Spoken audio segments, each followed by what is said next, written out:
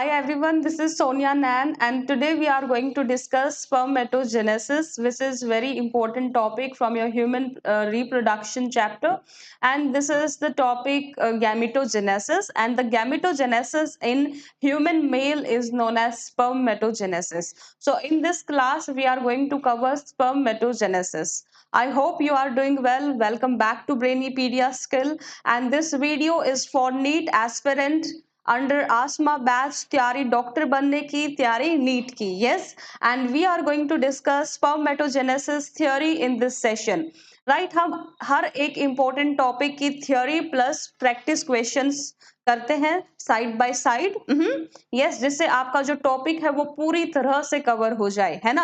आपको बार बार किसी other resources पे ना जाना पड़े, एक ही जगह से आपकी प्रैक्टिस क्वेश्चंस भी हो जाए और आपकी थ्योरी भी कवर हो जाए, है ना. सो ये हमारा मेन एम रहता है and we are going to cover it in like very short session. Right, session short रहेगा and at the same time जितने भी इंपॉर्टेंट पॉइंट्स है जो भी आपसे पूछे जाते हैं वो सब हम कवर करेंगे. Yes, so let's get started with the class. Right, okay.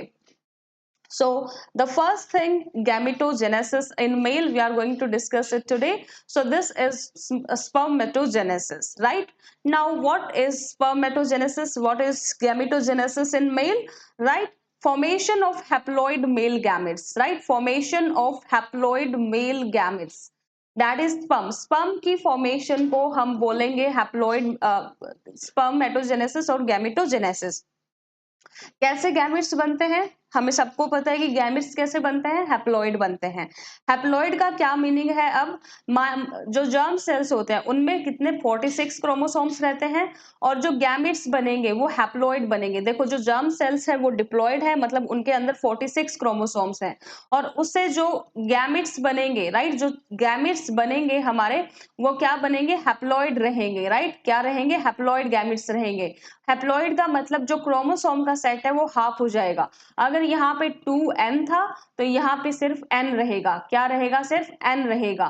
तो ऐसे आपको हैप्लॉइड गैमेट्स देखने को मिलेंगे. So the male gamete here we are getting after gametogenesis is haploid gametes. Haploid gametes अगर हम बात करें तो 46 जर्म सेल्स में क्रोमोसोम रहते हैं और जो कि ये हैप्लॉइड है तो इसमें 23 क्रोमोसोम्स ईच गैमेट में आपको देखने को मिलेंगे. So the formation of haploid gamete, that is sperm from diploid germ cells, that is germ cells are known as spermatogonia. Right, germ cells को हम क्या बोलते हैं? यस, जर्म सेल्स को हम बोलते हैं स्पर्मेटोगोनिया. तो जो स्पर्मेटोगोनिया है उससे क्या बनेंगे? उससे हैप्लॉइड सेल्स बनेंगे. और हम सबको पता है कि जहां पे डिप्लॉइड को हैप्लॉइड में कन्वर्ट किया जाता है उस प्रोसेस को क्या बोलते हैं? उस प्रोसेस को बोलते हैं मायोसिस. उस प्रोसेस को क्या बोलेंगे? मायोसिस बोलेंगे. सो दिस स्पर्मेटोजेनेसिस और you can say gametogenesis in male, this happens with the help of meiosis. यहाँ पे आपको मायोसिस भी देखने को मिलता है. यस, ये सिर्फ एक गैमेट बनाने की प्रोसेस है. राइट, गैमेट बनाने की प्रोसेस है. और कैसे गैमेट्स बनेंगे? हैप्लॉइड गैमेट्स बनेंगे, है ना. कैसे गैमेट्स बनेंगे? यहाँ पे हैप्लॉइड गैमेट्स आपको देखने को मिलेंगे. सो this is simple.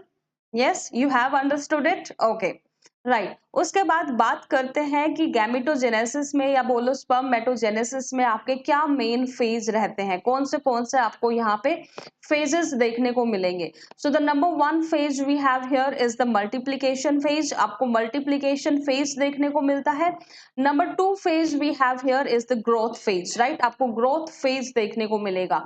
And number 3 phase is the maturation phase.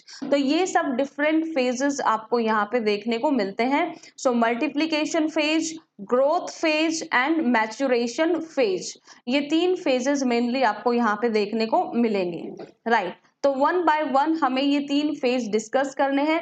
So the phases of spermatogenesis. Spermatogenesis का number 1 phase, that is a, is the multiplication phase. Right, so this is multiplication phase. Multiplication phase में हमें देखना है कि क्या क्या changes होंगे, क्या क्या प्रोसेसेस होंगी. सो मल्टीप्लिकेशन फेज में नंबर 1 जो होगा, जो स्पर्मेटोगोनिया है. स्पर्मेटोगोनिया क्या है? यस, क्या है spermatogonia? Spermatogonia are the germ cells, right. ये क्या है, ये जर्म सेल्स हैं। तो जैसा कि आपको पता है जर्म सेल्स क्या रहेंगे, डिप्लॉयड रहेंगे। So they are going to have two n chromosomes, right? They are going to have two n chromosomes, that is double set of chromosomes.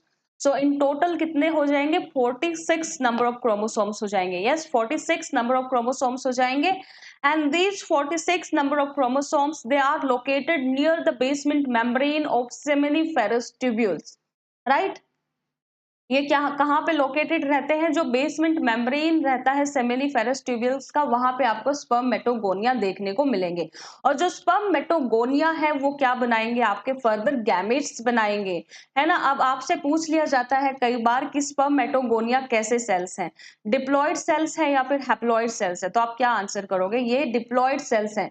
इनके पास 2 सेट ऑफ क्रोमोसोम आपको देखने को मिलेगा, तो ये क्या है, ये डिप्लॉयड सेल्स है ना, राइट। उसके बाद स्पर्मेटोगोनिया पहले डिवाइड करेंगे कैसे, माइटोसिस से, right. So spermatogonia divide by mitosis, right. Mitosis से ये डिवाइड करेंगे और अपने नंबर को इंक्रीज कर लेंगे, है ना, अपने नंबर को इंक्रीज कर लेंगे माइटोसिस से डिवाइड करके।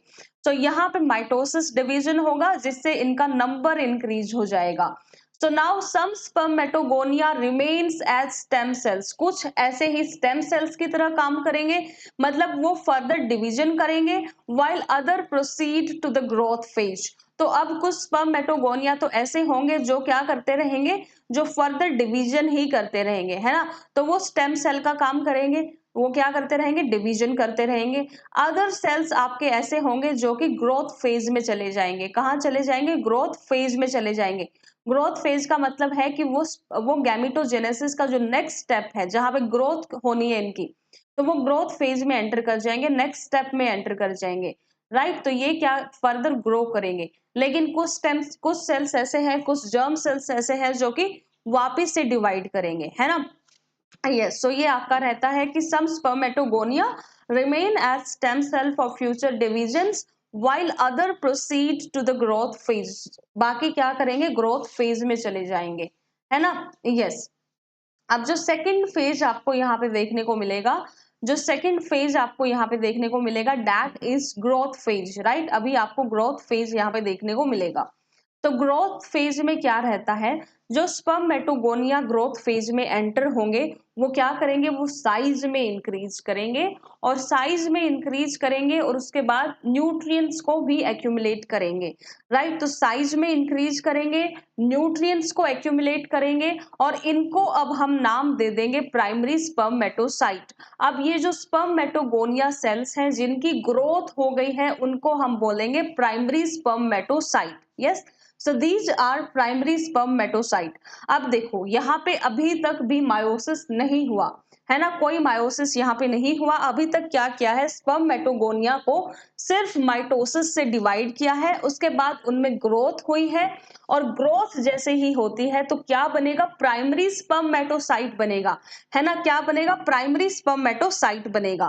प्राइमरी स्पर्मेटोसाइट बन गया। यस, उसके बाद देखो, राइट, मैच्योरेशन फेज। अगर अब आपसे पूछा जाए कि प्राइमरी स्पर्मेटोसाइट में कितने क्रोमोसोम्स रहेंगे, so you will answer 46 chromosomes. 46 chromosomes. Yes, maturation phase, maturation phase में क्या होगा, प्राइमरी स्पर्मेटोसाइट करेंगे मायोसिस, राइट। तो प्राइमरी स्पर्मेटोसाइट में अब आपको क्या देखने को मिलेगा, मायोसिस देखने को मिलेगा। So primary spermatocyte undergo first meiotic division। यहाँ पे पहली meiotic division होगी जिसको हम बोलेंगे meiosis 1। और आपको भी पता है कि जो meiosis 1 है वो कैसी डिवीजन होती है, यस, मायोसिस 1 आपकी कैसी डिवीजन रहती है, वो एक रिडक्शनल डिवीजन है। तो यहाँ पे मैच्योरेशन फेज में आपको मायोसिस देखने को मिलेगी, यहाँ पे आपको रिडक्शनल डिवीजन देखने को मिलेगी। अब जैसे ही मायोसिस हुआ, मायोसिस किस में होगा, प्राइमरी स्पर्मेटोसाइट में होगा। जैसे ही यहाँ पे मायोसिस 1 हुई, यहाँ पे रिडक्शनल डिवीजन हुई, तो वो कन्वर्ट हो जाएंगे सेकेंडरी स्पर्मेटोसाइट में। अब बात करते हैं कि सेकेंडरी स्पर्मेटोसाइट में आपके कितने क्रोमोसोम्स देखने को मिलेंगे, कितने सेट ऑफ क्रोमोसोम्स आपको प्राइम सेकेंडरी स्पर्मेटोसाइट्स में देखने को मिलेंगे। तो हमने बात करी इससे पहले प्राइमरी स्पर्मेटोसाइट की। प्राइमरी स्पर्मेटोसाइट में 2n थे, उसके बाद उस 2n में क्या हुआ, मायोसिस हुआ। तो जो सेकेंडरी स्पर्मेटोसाइट यहाँ पे बनेगा आपका सेकेंडरी स्पर्मेटोसाइट, उसमें हाफ नंबर ऑफ क्रोमोसोम्स होंगे जो प्राइमरी स्पर्मेटोसाइट में थे। अगर प्राइमरी स्पर्मेटोसाइट में 46 रहते हैं, तो यहाँ पे 46 का आपको हाफ कर देना है, कितना हो जाएगा, 23 हो जाएगा। तो सेकेंडरी स्पर्मेटोसाइट में कितने क्रोमोसोम्स मिलेंगे, 23 मिलेंगे। कोई कंफ्यूजन यहाँ पे नहीं होना चाहिए। प्राइमरी स्पर्मेटोसाइट का और सेकेंडरी स्पर्मेटोसाइट का कोई भी कंफ्यूजन अब आपको नहीं रहना चाहिए, है ना। Yes, okay. उसके बाद बात करते हैं सेकेंडरी स्पर्मेटोसाइट्स की। अगर हम सेकेंडरी स्पर्मेटोसाइट्स में देखें तो वहां पे अब होगा सेकंड मियोटिक डिवीजन, राइट। तो जो सेकेंडरी स्पर्मेटोसाइट है फर्दर वहां पे होगा second meiotic division. Second meiotic division का मीनिंग है मायोसिस 2 वहां पे होगी, है ना, मायोसिस 2 यहाँ पे देखने को मिलेगी।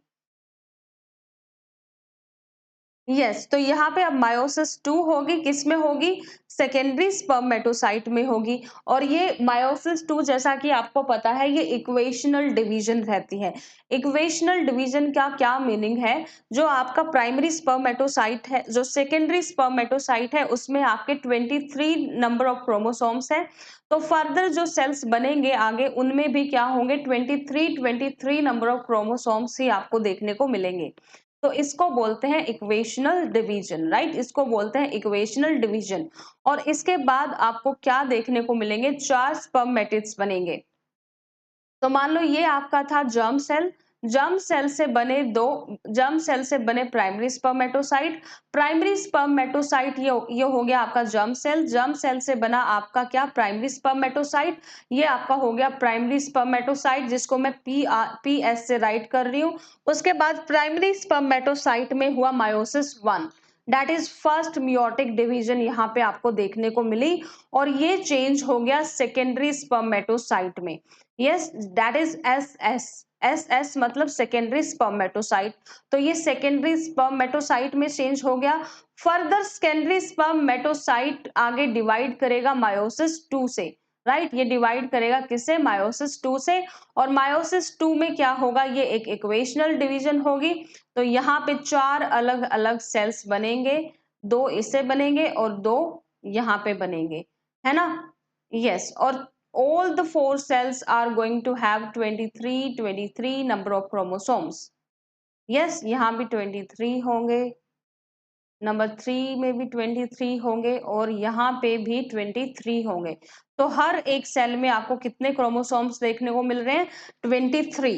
तो जो ये अब हैप्लॉइड सेल्स यहाँ पे बने, इन हैप्लॉइड सेल्स को हम बोलते हैं स्पर्मेटिड्स, राइट, स्पर्मेटिड्स।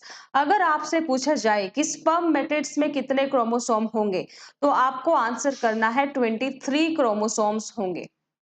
यस, जो 4 स्पर्मेटिड्स यहाँ पे हमें देखने को मिले उसमें क्या रहेगा, हैप्लॉइड वाली कंडीशन रहेगी। All 4 spermatids are going to have 23 number of chromosomes, right, 23 number of chromosomes आपको ईच स्पर्मेटिड में देखने को मिलेंगे। और टोटल 4 स्पर्मेटिड्स आपको मिलेंगे किससे, सेकेंडरी स्पर्मेटोसाइट से। यस, उसके बाद बात करते हैं स्पर्मियोजेनेसिस की, राइट। स्पर्मियोजेनेसिस क्या रहता है, अब स्पर्मियोजेनेसिस में रहेगा कि जो स्पर्मेटिड्स बने थे, अभी जो स्पर्मेटिड्स मैच्योरेशन फेज में बने थे उनको फर्दर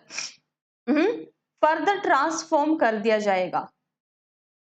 यस, स्पर्मेटिड्स को ट्रांसफॉर्म कर दिया जाएगा और ट्रांसफॉर्म करके क्या बना दिया जाएगा, स्पर्मेटोजोआ बना दिया जाएगा। So spermatids transform into spermatozoa, spermatozoa में ट्रांसफॉर्म हो जाएंगे, जिनको हम स्पर्म्स भी बोलते हैं, राइट, जिसको हम स्पर्म्स भी बोलते हैं। सो स्पर्मेटिड ट्रांसफॉर्म्स इनटू स्पर्मेटोजोआ और यू कैन से स्पर्म, राइट। तो जो स्पर्मेटिड है वो ट्रांसफॉर्म हो जाएंगे स्पर्मेटोजोआ में और इसको हम स्पर्म भी बोलेंगे। Now this is the structural changes. अब आपको स्पर्मियोजेनेसिस जो प्रोसेस है वो समझ में आ गया कि स्पर्मियोजेनेसिस होता क्या है। स्पर्मियोजेनेसिस प्रोसेस होती है जहां पे स्पर्मेटिड्स को कन्वर्ट किया जाता है स्पर्मेटोजोआ में। अब यहाँ पे जब स्पर्म मैट्रिक्स को आप स्पर्मेटोजोआ में चेंज करोगे, तो आपको क्या-क्या स्ट्रक्चरल चेंजेस वहाँ पे करने होंगे, क्या-क्या स्ट्रक्चरल चेंजेस हमें वहाँ पे देखने को मिलेंगे।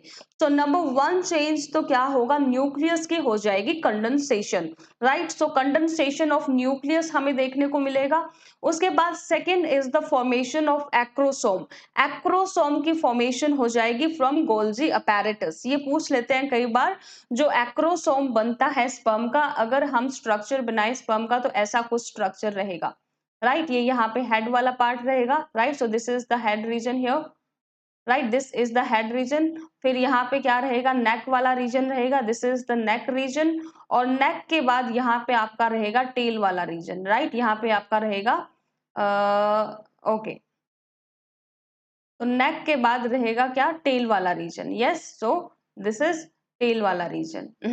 तो यहाँ पे ये आपका स्ट्रक्चर रहेगा स्पर्म का। सो यहाँ पे स्पर्मेटोजोआ कब बनेगा, जब स्पर्मेटिड्स में ये सारे चेंजेस होंगे तो वो स्पर्मेटोजोआ में कन्वर्ट हो जाएगा, जिसको हम स्पर्म भी बोलते हैं।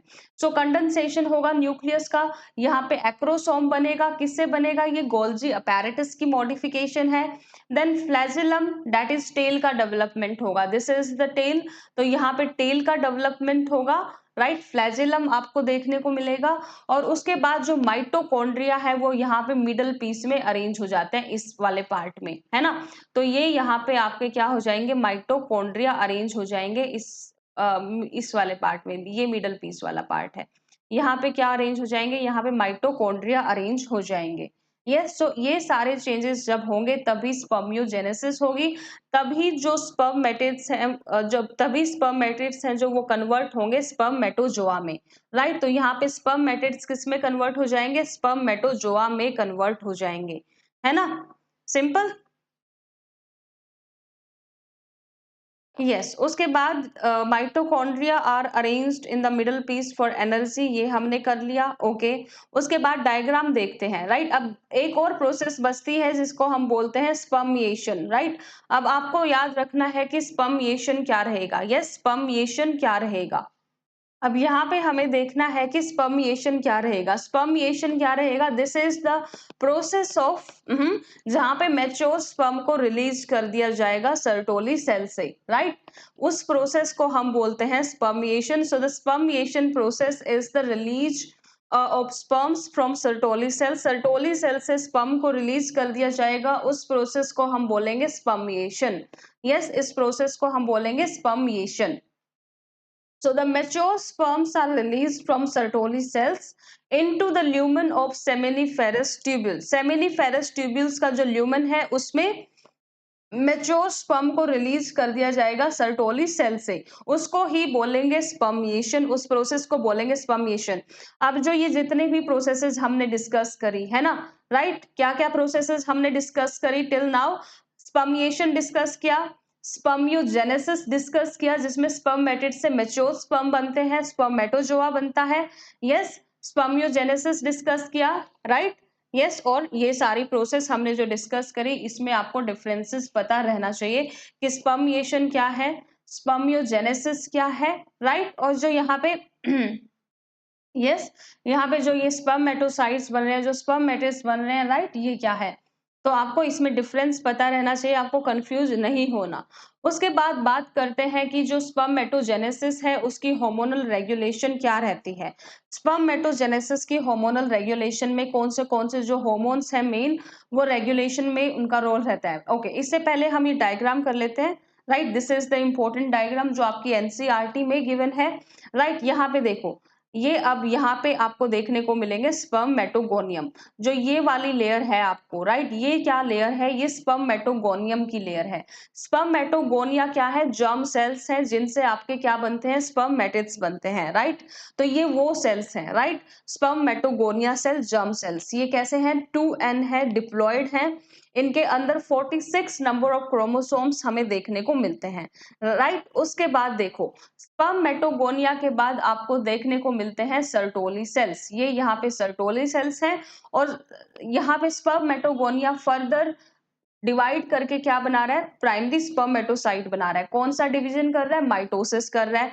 प्राइमरी स्पर्मेटोसाइट से देखो क्या बन रहा है, सेकेंडरी स्पर्मेटोसाइट्स बन रहे हैं। सेकेंडरी स्पर्मेटोसाइट से देखो क्या बन रहा है, फर्दर स्पर्मेटिड्स बन रहे हैं, और स्पर्मेटिड्स से फर्दर बन रहे हैं स्पर्मेटोजोआ। और उसके बाद स्पर्मेटोजोआ रिलीज हो जाते हैं कहां से, स्पर्मेटोजोआ रिलीज हो जाएंगे सर्टोली सेल से, और वहां पे उस प्रोसेस को बोलते हैं स्पर्मिएशन।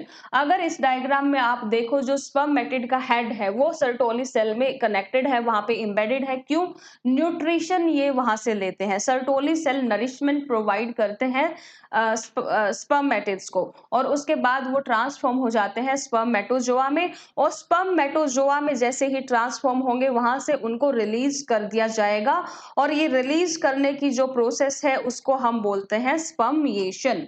इसी प्रोसेस को हम बोलेंगे स्पर्मिएशन, राइट। तो यहाँ पे जितनी भी प्रोसेस होती हैं सबको, सारी प्रोसेसेस आपको यहाँ पे कवर करी गई हैं।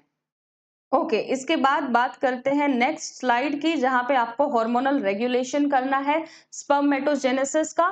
तो हार्मोनल रेगुलेशन में नंबर 1 हार्मोन जो आपका रहेगा वो रहेगा gonadotropin releasing hormone. Gonadotropin releasing hormone is the GnRH hormone, और इसका फंक्शन क्या रहता है, इसका मेन फंक्शन रहता है एंटीरियर पिट्यूटरी को स्टिमुलेट करना। ये एंटीरियर पिट्यूटरी को स्टिमुलेट करेगा और वहां से FSH and LH hormone release करवाएगा। कौन से हार्मोन रिलीज करवाएगा, FSH and LH hormone release करवाएगा। अब बात करते हैं कि FSH एंड LH का क्या काम रहेगा। तो जो फॉलिकल स्टिमुलेटिंग हार्मोन है वो, ये डायरेक्ट आपके पेपर में पूछा जाता है कि FSH का क्या रोल रहता है स्पर्मेटोजेनेसिस में, और luteinizing hormone that is LH का क्या रोल रहता है स्पर्मेटोजेनेसिस में। तो ये टेबल बहुत इंपॉर्टेंट है, आपको इसका एक भी पॉइंट मिस नहीं करना। सो जो फॉलिकल स्टिमुलेटिंग हार्मोन है उसका मेन फंक्शन है कि वो सर्टोली सेल को स्टिमुलेट करे। यस, सर्टोली सेल कुछ ऐसे फैक्टर्स सिक्रीट करेगा जो कि स्पर्मियोजेनेसिस करवाएगा, है ना, जो कि स्पर्मियोजेनेसिस करवाएगा। उसके बाद बात करते हैं ल्यूटिनाइजिंग हार्मोन की, right. Luteinizing hormone is the LH hormone, right. Luteinizing hormone that is LH hormone. अब इनका क्या काम रहेगा, ये स्टिमुलेट करते हैं लेडिक सेल्स को, और लेडिक सेल्स क्या सिक्रीट करेंगे, टेस्टोस्टेरॉन हार्मोन सिक्रीट करेंगे। तो ये किसको स्टिमुलेट करेंगे, डायरेक्ट पूछा जाता है कि लेडिक सेल्स को कौन स्टिमुलेट करता है। तो आपको आंसर करना है कि लेडिक सेल्स को ल्यूटिनाइजिंग हार्मोन स्टिमुलेट करेंगे, और उसके बाद जो लेडिक सेल्स हैं वो सिक्रीट करेंगे टेस्टोस्टेरॉन। क्या सिक्रीट करेंगे, ये टेस्टोस्टेरॉन सिक्रीट करेंगे। जो टेस्टोस्टेरॉन है फर्दर वो स्टिमुलेट करेगा स्पर्मेटोजेनेसिस को, राइट। ये स्पर्मेटोजेनेसिस को क्या करेगा, स्टिमुलेट करेगा, एंड सेकेंडरी सेक्सुअल कैरेक्टर्स को क्या करेगा, उसकी डेवलपमेंट करवाएगा। तो आपसे पूछा जाता है कि FSH जो हार्मोन है वो कौन से सेल पे काम करेगा, तो वो सर्टोली सेल पे काम करेगा। ल्यूटिनाइजिंग हार्मोन कौन से सेल्स पे काम करेगा, तो वो लेडिक सेल्स पे काम करेगा, या इंटरस्टिशियल सेल्स आप बोल लो, उन पे काम करेगा, और क्या रिलीज करवाएगा, टेस्टोस्टेरॉन हार्मोन रिलीज करवाएगा। फर्दर टेस्टोस्टेरॉन का क्या फंक्शन रहता है, टेस्टोस्टेरॉन स्टिमुलेट करता है स्पर्मेटोजेनेसिस को, एंड ये सेकेंडरी सेक्सुअल कैरेक्टर की भी डेवलपमेंट करवाता है। तो ये आपका रोल रहता है इन हार्मोन्स का स्पर्मेटोजेनेसिस में। आपको ऐसे के ऐसे ये याद कर लेनी है कंप्लीट टेबल, क्योंकि ये आपकी टेबल इंपॉर्टेंट है, राइट। यस, उसके बाद बात करते हैं कुछ इंपॉर्टेंट पॉइंट्स की जो हमने इस वीडियो सेशन में डिस्कस करें। सबसे पहले हमने डिस्कस किया था स्पर्मेटोजेनेसिस। स्पर्मेटोजेनेसिस स्टार्ट हो जाते हैं प्यूबर्टी के टाइम से, है ना। So this starts at puberty, right. Puberty के टाइम पे क्या हो जाता है ऐसा कि ये स्पर्मेटोजेनेसिस हमें देखने को मिलती है, क्योंकि उस टाइम पे जो GnRH हार्मोन है उसका सिक्रीशन, जो गोनाडोट्रोपिन रिलीजिंग हार्मोन है उसका सिक्रीशन इंक्रीज हो जाता है, और अगर इसका सिक्रीशन इंक्रीज हो जाता है तो वहां से FSH एंड LH हार्मोन बनेंगे, टेस्टोस्टेरॉन हार्मोन बॉडी में बनेगा जो कि फर्दर प्रमोट करेगा spermatogenesis and sexual secondary characters. Yes, right. Now one primary spermatocyte, एक प्राइमरी स्पर्मेटोसाइट पूछा जाता है ये क्वेश्चन भी, कि एक प्राइमरी स्पर्मेटोसाइट कितने स्पर्म्स बनाएगा। यस, एक स्पर्मेटोसाइट, प्राइमरी स्पर्मेटोसाइट कितने स्पर्म्स बनाएगा? तो 4 स्पर्म्स बनाएगा। और वो कैसे होंगे? हैप्लॉइड होंगे। तो यहाँ पे हैप्लॉइड स्पर्म्स बनेंगे। आफ्टर 2 मेयोटिक डिवीजन, 2 मायोसिस के बाद यहाँ पे हैप्लॉइड स्पर्म्स बनते हैं। अब स्पर्मेटोजेनेसिस की ड्यूरेशन कितनी रहती है? That is about 64 days. Spermatids are non motile. Spermatids क्या रहते हैं? नॉन मोटाइल रहते हैं। Motility is gained after maturation in the epididymis, right? Yes, right. Then acrosome, right? Acrosome contain enzymes, hyaluronidase, protease needed for fertilization. Acrosome में क्या रहता है? Enzymes रहते हैं जो कि पेनिट्रेशन में हेल्पफुल होते हैं फर्टिलाइजेशन के टाइम पे। सर्टोली सेल प्रोवाइड करते हैं nourishment to the developing sperm. Developing sperm को नरिशमेंट कौन प्रोवाइड करता है? सर्टोली सेल्स करते हैं। देन लेडिक सेल का क्या काम रहता है? वो टेस्टोस्टेरॉन प्रोड्यूस करेंगे और ये सेमिनिफेरस ट्यूबल के बाहर की तरफ लोकेटेड होते हैं, इंटरस्टिशियल स्पेस में ये आपको देखने को मिलते हैं। और इन पे मेन कौन सा हार्मोन काम करता है? ल्यूटिनाइजिंग हार्मोन आके इन पे अपना एक्शन करेगा और ये फिर टेस्टोस्टेरॉन हार्मोन को सिक्रीट करेंगे। यस, टेस्टोस्टेरॉन हार्मोन वापस से फिर कहा जाएगा सेमिनिफेरस ट्यूब्यूल्स में एंटर करेगा। राइट, तो ऐसा आपको ये सब देखने को मिलता है चेंजेस। Yes, right. तो these are the important points जो आपको याद रखने हैं। उसके बाद ये यहाँ पे मैंने लगाया हुआ है फुल चार्ट जो आपको गो थ्रू करना है। जैसे कि स्पर्मेटोगोनिया जो होते हैं वो 2n होते हैं, उनमें माइटोसिस होगी। स्पर्मेटोगोनिया में माइटोसिस होगी। स्पर्मेटोगोनिया क्या है? ये जर्म सेल्स है, राइट? ये जीसी हैं। GC is germ sales. इनमें माइटोसिस होगी, प्राइमरी स्पर्मेटोसाइट बनेगा। प्राइमरी स्पर्मेटोसाइट क्या होगा? डिप्लॉयड होगा या हैप्लॉयड होगा? डिप्लॉयड होगा, है ना? उसके बाद उसमें मायोसिस 1 होगी। मायोसिस 1 क्या होती है? रिडक्शन डिवीजन होती है, तो उससे सेकेंडरी स्पर्मेटोसाइट बनेगा। सेकेंडरी स्पर्मेटोसाइट क्या रहेगा? एन रहेगा, हैप्लॉयड रहेगा। फिर उसमें मायोसिस 2 होगी, इक्वेशनल डिवीजन जिसको हम बोलते हैं। और इस तरह से हमारे पास आएंगे spermatids. Spermatids is again haploid. और एक प्राइमरी स्पर्मेटोसाइट से कितने स्पर्मेटिड बनते हैं? 4 spermatids we will get. Right. अब स्पर्मेटिड्स की जो प्रोसेस है जिसके थ्रू उनको मैच्योर किया जाता है, उनकी डेवलपमेंट होती है, दैट इज स्पर्मियोजेनेसिस। और उनको ट्रांसफॉर्म कर दिया जाता है स्पर्मेटोजोआ में, राइट, जिनको हम बोलते हैं स्पर्म्स। फिर फर्दर स्पर्मेटोजोआ को रिलीज कर दिया जाता है सेमिनिफेरस ट्यूब्यूल्स में। ल्यूमन जो रहता है सेमिनिफेरस ट्यूब्यूल्स का, वहां पे उनको रिलीज कर दिया जाता है। इस प्रोसेस को हम बोलते हैं spermiation. Right, so with this we have covered all the important points of spermatogenesis. If you find this video helpful, do like, share and subscribe the video.